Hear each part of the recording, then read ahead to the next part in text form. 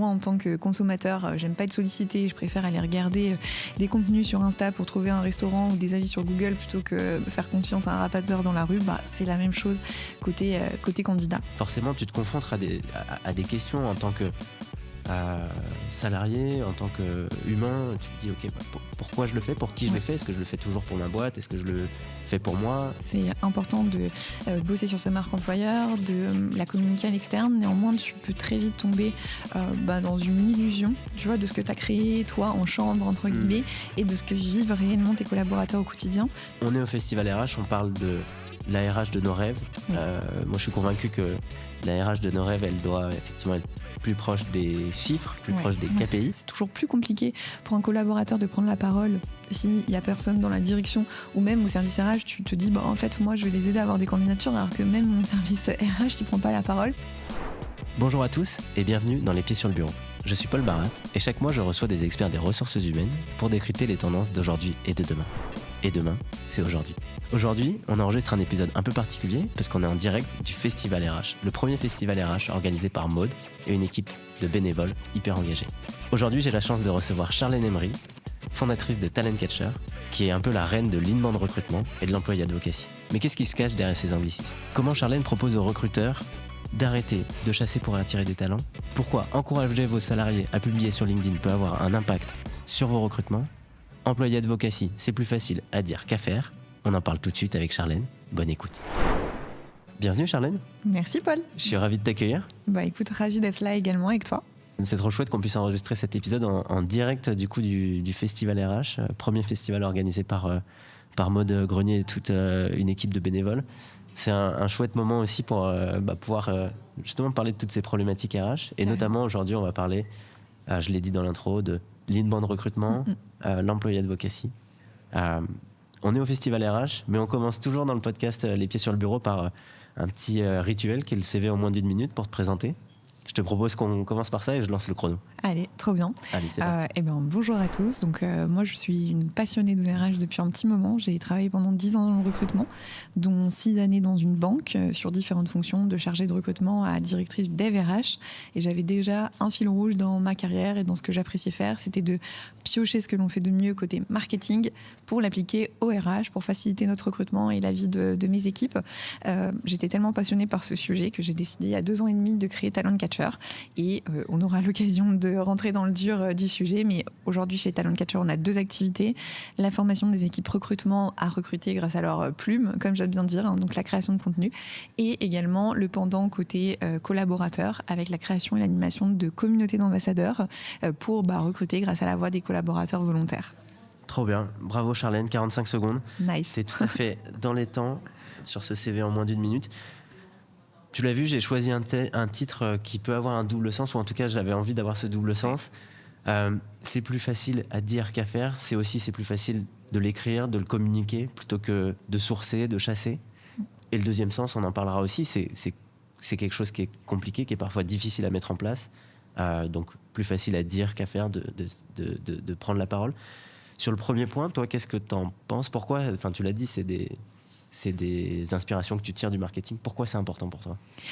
Comme tu le dis, en fait, je pense que c'est pas spécifique au recrutement, c'est pas spécifique aux candidats. On a observé une évolution des comportements humains. On est de plus en plus distancié de la prospection. Enfin, on n'aime pas forcément se faire solliciter. On est déjà beaucoup dans la journée. Donc, quand tu viens rajouter à ça une surcouche côté recrutement, on le voit, les candidats déjà sont pas forcément réceptifs, tardent à nous répondre. Donc, c'est des évolutions qu'on a connues côté marketing pour attirer, fidéliser les clients beaucoup plus tôt. Et finalement, on a un peu tardé dans le recrutement, mais j'ai tendance à dire qu'on n'a pas 2 personnalités. Si moi, en tant que consommateur, j'aime pas être sollicitée, je préfère aller regarder des contenus sur Insta pour trouver un restaurant ou des avis sur Google plutôt que faire confiance à un rapateur dans la rue, c'est la même chose côté candidat. Donc c'est pour ça, effectivement, aujourd'hui, que initialement je le pensais, mais surtout ça fait 2 ans et demi que je le pratique avec nos clients, et puis précédemment moi je l'ai fait pendant 6 ans. J'ai les résultats qui permettent de me dire effectivement aujourd'hui c'est plus pérenne, c'est plus facile et souvent aussi plus ludique pour les recruteurs en fait de créer du contenu et d'attirer des candidats qui ont vraiment envie de bosser pour ta boîte, qui savent exactement ce que tu fais et qui ont réfléchi la décision plutôt que de te prendre 10 portes dans la journée quand tu fais de la chasse. Ouais. tu l'as dit, ça t'est venu un peu comme ça naturellement. Tu répliques, en tout cas, ce que toi t'aimerais, ce que toi t'aimes en tant que consommatrice au sens large. Est-ce qu'il y avait une définition au moment où tu as commencé à avoir ces premiers feelings-là? Est-ce qu'il y avait déjà une définition? Est-ce que employé advocacy ou inbound recrutement, ça existait déjà, ou c'est des choses qui sont venues plus tard? En fait, ça existait peu en France, et d'ailleurs, tu vois, on utilise encore les termes anglophones. Mes inspirations, elles venaient surtout des États-Unis et du Canada, où ils avaient clairement une longueur d'avance. Côté employé advocacy commercial, parce que là aussi, initialement, c'est pas une pratique recrutement, c'est une pratique qui te permet de mettre en avant les produits et services de ton entreprise, mais d'un point de vue commercial. Et ils avaient déjà ça faisait bien 10 bonnes années qu'ils bossaient dessus. Tu vois, moi, j'ai commencé à m'y intéresser en 2015-2016. Et oui, ça faisait une dizaine d'années que ça commençait à émerger aux États-Unis et au Canada. Ça a tardé en France. Je me rappelle que quand j'ai créé ma première communauté d'ambassadeurs, j'étais encore salariée et j'avais plein de sollicitations de presse, de médias RH, en fait, qui me disaient je pense que certaines entreprises le faisaient déjà, mais en fait, peu le communiquaient. Donc, ça a fait partie des premières initiatives. Et le fait d'aller, effectivement, mettre des termes, en plus en français, tu vois, le recruter sans chasser, etc. Ouais, bien sûr. Bon, j'étais dans les premières à le vulgariser. Ouais. Recruter sans chasser, justement, pas facile à dire. Ouais. Mais encore une fois, j'utilise ce titre, c'est plus facile à dire que faire. Il y a aussi une logique dans ton approche qui est de se poser avant de faire. Oui. De réfléchir notamment à la définition de l'audience. On retrouve ces concepts évidemment dans le marketing, mais pourquoi c'est important de prendre le temps avant de se lancer dans le sourcing ou dans la chasse? Déjà, je pense qu'un faux départ en employé advocacy ou en création de contenu, ça peut en fait te décourager. En fait, si moi, j'accompagne nos clients à bien poser le persona, nos objectifs, etc. en amont et les bons canaux à utiliser, c'est pour se dire, dès qu'on va lancer, il va commencer à y avoir de premiers résultats. Et on le sait, la nature humaine, c'est que quand tu commences à avoir des résultats, tu as plus envie de poursuivre. Donc je pense que en soi, c'est toujours mieux de faire que de rien faire. Néanmoins, le risque, c'est que si tu fais, mais le mauvais canal, la mauvaise tonalité sur les réseaux, juste la mauvaise heure, etc., le mauvais format, tu peux te décourager parce que tu n'auras pas de résultat. A contrario, si tu as posé ta strat ou que tu te fais accompagner ou que tu te formes sur le sujet, l'intérêt, c'est que, en fait, dès les premières initiatives, tu vois des résultats, donc ça te donne envie de poursuivre et ça te motive à continuer. Ouais, bien sûr. On est rentré un peu dans le vif du sujet, mais est-ce qu'on a une définition un petit peu de... C'est quoi concrètement l'employé advocacy? Ça veut dire quoi aussi derrière ce terme? On a parlé un petit peu, on a évoqué le fait de publier, de créer du contenu. Oui. Qu'est-ce que c'est globalement pour toi?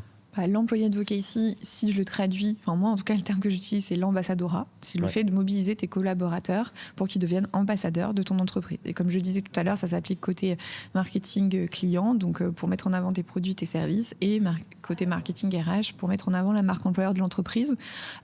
Un sous-jacent hyper important, c'est que l'employé advocacy, c'est forcément du volontariat. En tout cas, dans mon approche et dans les résultats, ce qui fonctionne effectivement, c'est de mobiliser, mais de mobiliser des personnes qui sont volontaires. On en reparlera, mais de les aider, de ne pas les lâcher dans le grand bain, mais en tout cas de partir déjà sur une volonté du collaborateur, de se dire moi je suis fière, j'ai envie de, et du coup de l'accompagner dans cette démarche. Ouais, on en vient du coup à cette deuxième lecture du titre du sujet. C'est plus facile à dire qu'à faire. Il y a un côté aussi, c'est difficile à animer. Comme tu le dis, il faut que les gens soient volontaires. Ouais. Mais comment on fait concrètement? Qu'est-ce que ça t'évoque, le fait que ça soit parfois un peu compliqué à mettre en place? Je pense que dans le volontariat, du coup, si tu pars là-dessus, déjà, le démarrage est aisé parce que les personnes sont pleines d'envie. Donc ça commence à se corser quand le soufflet redescend un petit peu. Et effectivement, quand tu peux avoir tout simplement des lacunes dans l'animation. Donc c'est là où ça peut se complexifier, c'est là aussi on accompagne nos clients, soit à faire pour eux, soit en les accompagnant à animer. Donc le risque effectivement, c'est de tomber sur une redescente de l'énergie, et puis aussi de faire en sorte que tes ambassadeurs ne se lassent pas et soient aussi suffisamment valorisés, comme je le disais tout à l'heure, pour avoir envie de continuer, de leur communiquer aussi les bénéfices, donc tout simplement d'être transparent sur ce que ça permet, quelles étaient les stats par exemple de candidature, de recrutement avant, aujourd'hui, pour tout simplement leur donner une raison collective qui est l'amélioration des recrutements, et aussi des raisons individuelles en les valorisant. J'ai beaucoup d'entreprises clientes qui investissent beaucoup sur leurs ambassadeurs, que ce soit, tu vois, en les sollicitant pour des événements, en leur offrant des expériences uniques, aussi en les reconnaissant auprès de la direction, etc. Et ça peut prendre plusieurs formes, mais évidemment, dans l'animation, ce qui est important, c'est de leur donner, de faire une vraie montée en compétences aussi, de leur donner les clés pour que les postes fonctionnent, pour qu'il y ait des résultats, et de vraiment communiquer ces résultats et les valoriser. Je pense que déjà là, tu tiens 3 clés d'une bonne animation. Ouais. On va en parler un peu plus dans le détail, potentiellement rentrer effectivement dans le concret, des chiffres aussi, sans trop complexifier. Mais avant ça, j'avais une question. Ça vient d'où ce sujet ? Est-ce que c'est un sujet qui vient des RH ? Est-ce que c'est un sujet qui vient du business ? Est-ce que c'est un sujet qui vient de la direction ? Qui se dit, OK, on va essayer de mettre en place une stratégie d'employé advocacy ? Forcément, moi, j'ai un biais puisque je suis RH, je suis identifiée comme interlocutrice RH. Donc, en majorité, ce sont des directeurs dev RH, des directeurs RH, des head of talent acquisition qui viennent me solliciter. J'ai quand même un directeur marketing. Et souvent, moi, quel que soit l'interlocuteur qui m'a contacté, je les incite, avant qu'on démarre, à se poser ensemble, tu vois. Parce que pour moi, ça doit être un sujet porté par les deux. Et je crois fermement qu'il n'y a pas de distinction entre marque commerciale et marque employeur, tu vois. Ça doit se rejoindre, ça doit être cohérent, on doit le bosser ensemble. Et clairement, quand un collaborateur prend la parole, dans tous les cas, ça aura des bénéfices sur les deux marques. Donc, effectivement, moi, mon filtre et le fait que je sois RH fait que j'ai un petit peu plus de RH qui me contactent, mais dans les faits, et je l'observe, c'est un sujet qui touche les deux pôles. Et aujourd'hui, les gens qui viennent te voir, ils ont quel objectif ? À quel moment ils se sont dit, OK, je vais me lancer là-dedans, je vais en discuter notamment avec Charlène qui est experte sur le sujet. Je dirais qu'il y a 2 objectifs. L'objectif le plus fréquent, c'est un objectif d'authenticité. Ils se sont bien rendus compte que c'est important de bosser sur sa marque employeur, de la communiquer à l'externe. Néanmoins, tu peux très vite tomber dans une illusion, tu vois, de ce que tu as créé, toi, en chambre, entre guillemets, et de ce que vivent réellement tes collaborateurs au quotidien. L'intérêt de l'employé advocacy, c'est de te dire, OK, dans tous les cas, c'est eux qui communiquent sur leur métier, leur quotidien, leurs difficultés, ce qu'ils apprennent, ce qu'ils apprécient dans l'entreprise ou pas. Et dans ce cas, ça t'assure d'avoir la marque employeur la plus authentique possible. Donc, tu vois, des fois, c'est des entreprises qui ont une forte notoriété, mais qui se rendent compte qu'il peut y avoir un petit décalage entre ce qui est reflété à l'externe et ce qui se passe vraiment à l'intérieur de l'entreprise. Et ça, tu le vois très vite, en fait, par les ruptures de période d'essai, par les feedbacks aussi de tes nouveaux arrivants. Donc ça, c'est un premier point. Puis il y a souvent aussi un enjeu de visibilité, de te dire, là, on a envie d'arriver parce qu'il y a un nouveau marché, parce qu'il y a une réorg, ou parce que tout simplement, on lance une campagne marque employeur et on a envie de faire du bruit en masse. Et on sait que déjà, la voix des collaborateurs aura toujours plus de poids, de crédibilité. Et aussi, tout simplement, à 10, à 50, à 100, on est beaucoup plus fort que la page corporate toute seule de son côté. Sûr. Puis il y a des chiffres, il y a des études concrètes qui montrent que globalement, un poste d'un salarié ou d'une personne a plus d'impact qu'une page corporate, c'est ça ? Ouais, complètement. Déjà, tu as un impact, comme je le disais, de crédibilité. Il y a beaucoup d'études qui montrent, selon les études, c'est 3 à 7 fois plus crédible que quand c'est le PDG ou la page corpo qui prend la parole, tout simplement parce que un collaborateur n'a pas vraiment d'intérêt, tu vois, à aller raconter des choses bullshit sur son entreprise. Donc, et puis aussi, souvent, c'est une question de vocabulaire, de tonalité. Tu parles mieux à tes pairs, en fait, tout simplement, quand tu exerces toi-même la fonction. Et effectivement, donc ça, c'est le côté crédibilité, mais le côté visibilité, je pense que toi, comme moi, et comme n'importe qui, les études le montrent, on a plus tendance à interagir avec des personnes physiques plutôt que des personnes morales. Quand tu vois un super post d'une page entreprise, tu sais pas vraiment qui est le community manager derrière, tu vas avoir moins d'aisance à commenter, à interagir avec tu sais pas trop qui d'ailleurs. Donc, et ça on le sait, les algorithmes, ce qu'ils aiment c'est l'interaction. Donc forcément, un poste de collaborateur qui va être très vite encouragé, liké, partagé, parce que tu as envie d'encourager un tel VS un poste corporate où tu le vois passer, c'est cool, mais ça, tu vas avoir beaucoup moins d'impact. Ça, les algos le voient. Et donc aussi en termes de visibilité, on voit qu'il y a un vrai écart entre un même poste corpo et un poste sur la page perso du collaborateur. Oui, bien sûr. On va rentrer un peu dans le concret aussi. Moi, j'ai essayé de prendre aussi un peu plus la parole sur LinkedIn. Forcément, tu te confrontes à des questions en tant que salarié, en tant qu'humain. Tu te dis, OK, pourquoi je le fais ? Pour qui je le fais ? Est-ce que je le fais toujours pour ma boîte ? Est-ce que je le fais pour moi ? Est-ce que je dois me limiter dans ce que je publie ou pas ? Est-ce que voilà, est-ce qu'il y a des choses que je peux pas dire sur LinkedIn? Est-ce qu'il y a des choses, vu que je communique généralement au nom de ma boîte, est-ce que les boîtes imposent aussi un cadre dans la publication sur LinkedIn ou autre? Bah, déjà, je le glisse là, mais bien joué pour tes posts, hein, j'adore. J'adore ce que tu fais et c'est cool. Et justement, là, on sent l'authenticité. Bon, je connais pas la politique d'employé de Vocacy, de Talent, mais on sent que c'est spontané, tu vois. Et en fait, je vais pas te mentir, tout dépend des entreprises. Il faut aussi que ça soit fidèle à l'entreprise. Clairement, parfois, je travaille avec des entreprises qui sortent d'une culture de la confidentialité, de la discrétion, etc. On n'arrive pas directement, en fait, ce que vous voulez. Et à contrario, j'ai des entreprises où c'est totalement libre. Ce qui est important de souligner ici, c'est que LinkedIn reste un réseau social personnel. En soi, le collaborateur peut faire ce qu'il souhaite tant qu'il ne rompt pas une politique de confidentialité ou de dénigrement de l'entreprise, mais en soi, c'est son réseau. Dans les faits, évidemment, on l'a dit, tu le fais pour toi, mais tu le fais aussi pour ta boîte. Généralement, quand tu prends la parole, donc tu n'as pas forcément intérêt à te la mettre à dos. Donc, moi, vraiment, ce que je prône, c'est l'authenticité.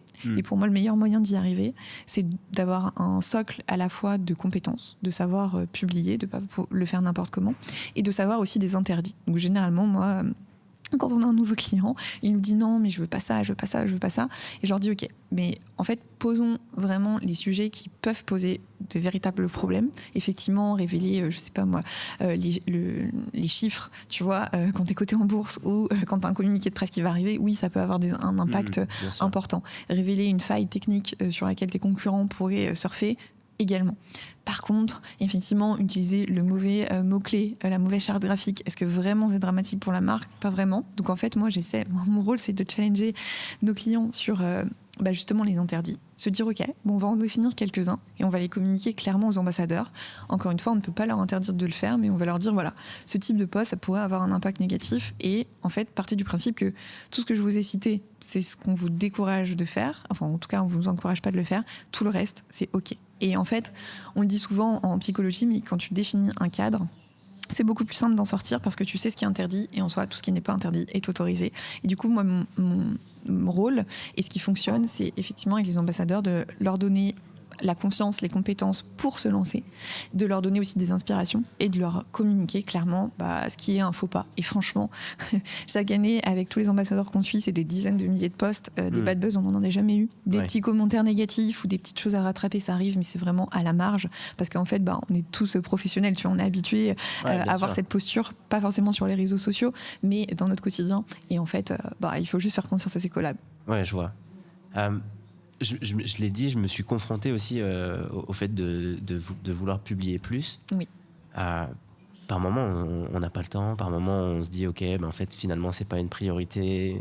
On a d'autres priorités liées à notre business, à notre métier corps. Comment tu fais pour animer cette communauté d'ambassadeurs? Généralement, il y en a plusieurs déjà. Oui. Il y a vraiment cet esprit de communauté. C'est ça qui fait que ça marche? Ouais, carrément. Après... on l'a dit, ça doit reposer sur du volontariat et forcément, tu as des périodes de ta vie pro-perso où tu es plus à même, tu es plus disponible et juste tu as plus de créativité aussi que d'autres et ça doit être OK. Jamais aucun de mes clients a imposé un nombre, tu vois, de posts ou de prises de parole dans le mois, dans l'année, donc il n'y a pas d'objectif à ce niveau-là. Moi par contre, effectivement, mon rôle c'est de traquer entre guillemets l'activité des ambassadeurs. Là on parle beaucoup de digital, mais généralement les communautés d'ambassadeurs que l'on suit, elles ont des missions digitales sur LinkedIn majoritairement, mais aussi ça peut être physique dans les écoles, etc. Donc moi c'est un peu de traquer leur engouement et de généralement solliciter les ambassadeurs, tu vois, quand je vois que ça fait un trimestre, qui sont un peu moins actifs, qui commencent à s'endormir, je vais leur demander tout simplement s'ils ont besoin de quelque chose. Et puis, au bout d'un moment, effectivement, si ça devient plus complexe, tout simplement, tu peux leur dire il n'y a pas de sujet, tu vois, tu as pu être actif un moment et un peu moins un autre, et c'est OK. Et ce qui est important aussi, c'est de leur donner des moyens, comme je le disais tout à l'heure, de pouvoir faciliter la publication, donc notamment des inspirations. Moi généralement, tu vois, il y a des périodes dans l'année où quand je vois des initiatives qui sont cool dans une entreprise, j'essaie de détourner en leur disant voilà, ça pourrait être sympa que certains d'entre vous communiquent sur ce sujet, mais c'est toujours en mode voilà, si ça te plaît, ça peut te donner une idée, et sinon il n'y a pas de souci. Évidemment de challenger, il y a certaines entreprises où sur des temps forts dans l'année, on va challenger, il n'y a jamais de rémunération financière, mais ça peut être des cadeaux, ça peut être juste la valorisation, et puis il y a des entreprises où tu vois la culture commerciale est un peu plus forte, et du coup j'aime bien être sur le podium. Okay, et puis moi, mon rôle aussi, c'est de leur donner des clés pour faire en sorte que la publication soit plus aisée, plus rapide, notamment sur toute la partie recyclage. Il y a beaucoup de collaborateurs qui créent du contenu en interne, que ce soit sur l'intranet, des press, des pitchs, etc. Et comment, en fait, tu arrives à le recycler en post LinkedIn. Et puis, pareil, des posts LinkedIn, il y a de grandes chances, ils sont evergreen, que ça a fonctionné il y a 6 mois et que ça fonctionne encore aujourd'hui. Donc aussi, comment tu arrives à recycler pour faire en sorte qu'un post LinkedIn, en moyenne, chez nos élèves, ça leur prend 15 minutes, tu vois, à rédiger. Ok. Ouais, donc hyper efficace. Ouais. Et j'ai une question peut-être aussi sur le type de clients ou le type d'entreprises qui sont amenés à lancer ce genre de politique d'employé advocacy. Est-ce que c'est plus facile quand on a une plus grosse boîte ? Tu parlais tout à l'heure de communautés de centaines d'ambassadeurs. J'imagine que la force du collectif fait que c'est parfois plus facile. Est-ce que ça s'applique aussi dans des plus petites boîtes ? Ouais, ça s'applique dans des plus petites boîtes. Effectivement, le collectif est toujours... Il y a une énergie qui te donne l'envie, mais honnêtement, on a des communautés qui démarrent à 15 personnes dans des entreprises de 50, tu vois, et ça fonctionne très bien. Là aussi, tout est une question de noyau dur. L'intérêt, quel que soit le nombre, c'est que si tu as les plus motivés, ils engraineront forcément d'autres à prendre la parole aussi. Et c'est le but. Et donc, pas avoir peur de démarrer petit. Si on est une entreprise de 30 personnes, et ne serait-ce qu'on démarre à 4, effectivement, ça n'aura pas le même retentissement que quand on démarre direct à 50. Néanmoins, c'est ces 4-là, s'ils sont très actifs, s'ils communiquent aussi sur leurs résultats, qui vont pouvoir donner envie à 5, à 10, à 15 personnes de devenir ambassadeurs aussi. Ouais, je vois. J'ai un peu des questions maintenant, peut-être sur l'impact, sur les chiffres. Avant ça, j'ai juste une question pour toi et un avis que j'aimerais avoir sur le fait qu'on a parlé du volontariat, de la nécessité d'avoir cette base, ce socle de premières personnes qui veulent le faire. Est-ce que c'est le reflet de ton INPS ? Le fait d'avoir des salariés qui sont motivés, qui sont volontaires pour faire cette chose-là, est-ce que c'est lié ? Est-ce qu'une entreprise qui a un désengagement fort n'arrivera pas de toute façon à avoir des employés ambassadeurs ? Honnêtement, je le pense. Je pense que c'est le reflet. Et moi, avant de signer avec un client sur l'employé advocacy, je fais ces vérifications-là. Alors, je ne vais pas interviewer tous les collaborateurs de l'entreprise, mais justement, je regarde l'existant, donc le baromètre social, l'INPS, les avis des collaborateurs, etc. Est-ce qu'il y a déjà des personnes qui ont tenté ? Quel est le retentissement, etc. Donc ça, c'est un point important. Et jusqu'ici, ça m'est arrivé de dire non à certaines entreprises. Donc on n'a jamais accompagner une entreprise à se lancer dans l'employé advocacy quand on sent que le terrain n'est pas favorable. Et je pense clairement que ça ne marche pas. Soit il y aura de toute façon pas de volontaires, ou soit, voire même pire, tu vas tomber dans quelqu'un qui ose prendre la parole et puis qui va avoir beaucoup de commentaires négatifs, ou comme je le disais, qui va attirer des personnes et qui vont vite avoir une désillusion. Donc clairement, je me dis toujours, mais commencer à travailler ce qui se passe à l'intérieur, et s'il y a des problématiques fortes de fidélisation, d'engagement, de motivation, d'absentéisme, c'est la priorité number one avant de faire de l'employé advocacy. Ouais. Mais est-ce qu'à l'inverse, ça peut aussi être un driver d'engagement, de voir ses collègues au final se lancer dans ce genre de choses ? Ouais, tu le sais, comme moi, en marketing RH, c'est toujours compliqué de savoir qu'est-ce qui a pu impacter et d'isoler les raisons d'une amélioration, de la fidélisation, etc. Néanmoins, c'est frappant. Les entreprises où on a déployé une politique d'employé advocacy, on voit vraiment des chiffres sur des baisses de turnover. Je pense qu'il y a 2 éléments importants. Déjà, dans la communauté d'ambassadeurs, tu es sur des personnes qui sont volontaires, bénévoles, qui prennent du temps, souvent perso, pour mettre en avant leur entreprise. Évidemment que tu as un biais, c'est des personnes très attachées. Et donc, on a un taux de turnover moyen de 3% dans nos communautés d'ambassadeurs. Donc, c'est ridicule quand en moyenne en France, il est de 15%. Et on voit forcément aussi un impact direct dans leurs équipes. Parce que quand tu as quelqu'un qui est hyper fier de sa boîte, qui n'arrête pas de créer du contenu dessus, de communiquer, etc., tu as un sentiment positif. On a tous déjà connu, au contraire, tu vois, un Calimero dans notre équipe qui, même si tu es hyper content de venir au bureau, tu vois, ça peut avoir un impact. Exactement. L'inverse, ça fonctionne aussi. Donc ça, on l'identifie. Te dire exactement ce que ça donne, c'est difficile parce que souvent, il y a d'autres initiatives qui sont prises par les entreprises, et ça aussi un effet vraiment booster en termes de mobilité interne. Ça, c'est flagrant. Vraiment, j'ai des entreprises clientes, on est à 25% de mobilité à l'année sur nos ambassadeurs. Et là aussi, je pense qu'il y a le biais de, déjà, on est sur des personnes qui sont engagées, impliquées dans l'entreprise, et aussi surtout dans les grands groupes, il y a un facteur d'identification. Tu vois, ton N plus 50, il va plus facilement te voir penser à toi grâce à tes publications. Quand tu entends mobilité, c'est aussi du coup en quelque sorte des évolutions, des promotions sur de différents postes. C'est pas forcément des mobilités qu'on pourrait qualifier d'horizontales. Effectivement, je suis les deux, mais on est majoritairement quand même sur des mobilités verticales et ascendantes du coup. D'accord, ouais, je vois. J'avais une question du coup sur un peu le concret. Est-ce que toi, tu as des KPI que tu traques avec tes clients? Est-ce que tu as des... Enfin, on est au Festival RH, on parle de la RH de nos rêves. Oui. Moi, je suis convaincu que la RH de nos rêves, elle doit effectivement être plus proche des chiffres, plus proche des KPI. Est-ce que c'est quelque chose que tu essayes d'inculquer ou que toi, tu as en direct avec tes clients? On partage effectivement cette volonté-là. Il y a 2 éléments. Il y a de toute façon toute la vase immergée de l'iceberg. Donc ça va être OK de le traquer en termes de visibilité, en fait, notamment. Donc comme je le disais tout à l'heure, moi j'ai un outil de tracking sur lequel je plug tous nos ambassadeurs. Et donc ça va être assez simple de traquer leur activité, la visibilité, comparer la page corporate, etc. Et puis après, tu vas avoir toute la partie plus complexe qui va en fait dépendre des outils utilisés par l'entreprise. Ouais. Donc tu as des ATS, donc des outils de gestion de candidature qui te permettent très clairement de savoir le parcours du candidat, par où il est passé, et donc potentiellement de mettre des liens traqués sur les profils des collaborateurs pour se dire OK, tel candidat, il est passé par le contenu de tel ambassadeur. C'est rare. Ouais. Aujourd'hui, je pense que tu le sais, c'est quand même un pain point de beaucoup de RH. Il nous manque des outils de tracking. Il y a beaucoup de choses qui sont opaques, donc c'est complexe. Et comme je te disais, généralement, on arrive à regrouper des informations qui nous font dire que ça a eu un impact sur tel KPI. Mais en tout cas, ce qui est sûr, c'est qu'avec chaque client, on se fixe avant de démarrer une campagne d'employé advocacy, des KPI à traquer en auditant, tu vois, ce qui est possible ou pas en fonction de mes outils et les leurs. On essaye de respecter, enfin en tout cas, de s'orienter sur ces KPI, mais qui peuvent être parfois très restreints et puis parfois quand les outils le permettent, beaucoup plus transparents. Ouais, et puis après, au final, c'est des sujets qui me parlent forcément. Ouais. Moi aussi, je travaille du coup dans le marketing, plutôt marketing commercial en tant que tel.